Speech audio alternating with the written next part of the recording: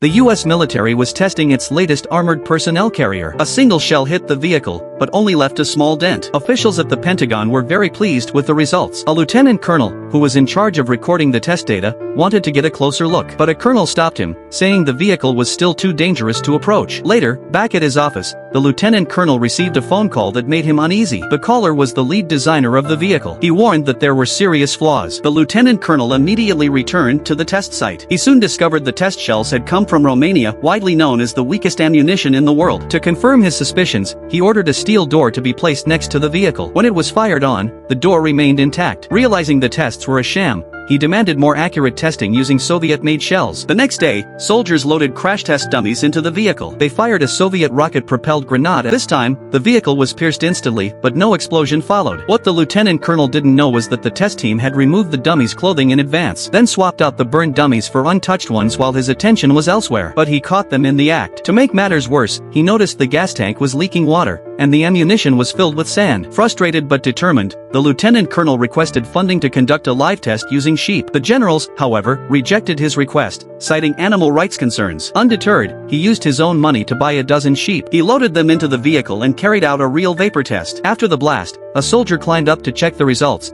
but he was immediately knocked out by toxic gas. When the lieutenant colonel rushed over, he found the sheep had been secretly removed. He was stunned. He jumped into a jeep and gave chase. Just as he was about to catch the culprits, army officers intercepted him. He confronted a general, accusing him of hiding the real test results. He explained that none of the tests he had authorized had been properly conducted. They argued loudly. The next day, the lieutenant colonel was dismissed. That was the price for challenging his superiors. But out of a sense of duty, he met with the vehicle's lead designer and urged him to go public. The vehicle was already in mass production. If deployed to the battlefield, it would cost countless lives. In the end, the designer agreed to help expose the truth.